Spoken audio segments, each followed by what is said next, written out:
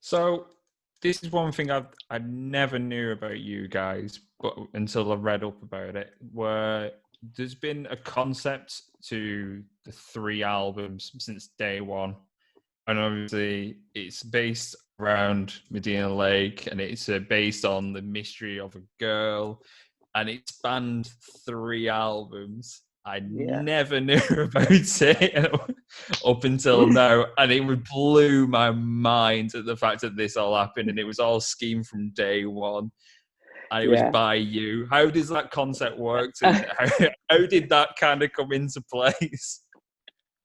Thank you for noticing that. I remember growing up as a music fan, I always wanted to I couldn't get enough of the bands I liked. I would, read everything on the artwork. I looked for, you know, any little hidden messages. I was just obsessed with that. Yeah. So, um, on the night that those guys blew their showcase for Virgin, we were Nathan and I were, cheering inside, but the four of us were on our rooftop like 3 a.m, and I proposed and said, all right, we were so fed up with the music industry. And we're like, okay, because everyone, you had to write this hit single or you wouldn't have a shot at it, right? Yeah. And the pressure of writing a hit single, and even just like the grossness of having to do that. So we're like, all right, what are, if you could be in any band circumstance, like, what would it be? Like, what would you want your dream band to be? And we run around. That's where really like the sort of 10 commandments of the band, came. Like, well, I'd want it to be my favorite band, and blah blah blah. And one of my things was I want to do a concept that's a social commentary that has like a grand, like a big reveal message. Just it's like a little complicated, but and then tell this story over 3 records, leave clues in the artwork, leave clues in the songs. Literally, when we dropped confetti balloons, we would hide letters in there that would give clues. And then I just made up this fictional story that was loosely woven in and out of Nathan's lyrics, about this microcosm of a town, a town that represented a microcosm of the macro world.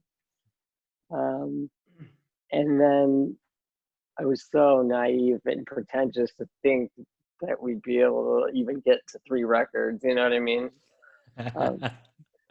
But we did it, and then I released a book called Lilo the Divine Game, and that's like that tells. In fact, hold on 1 second.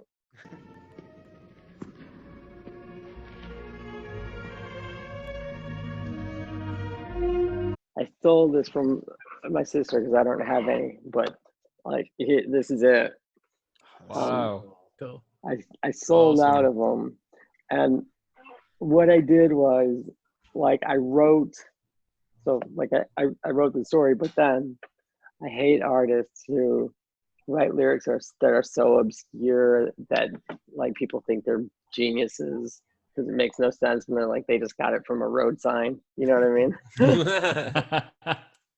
So in the book, I explain all the I reveal where all the secrets were, so you can go back and, for people following along, to track and see if they were on course. Yeah. And then I explain what it all means and all that. So how I wasn't copping out. How did the process of putting this all together for yourself feel?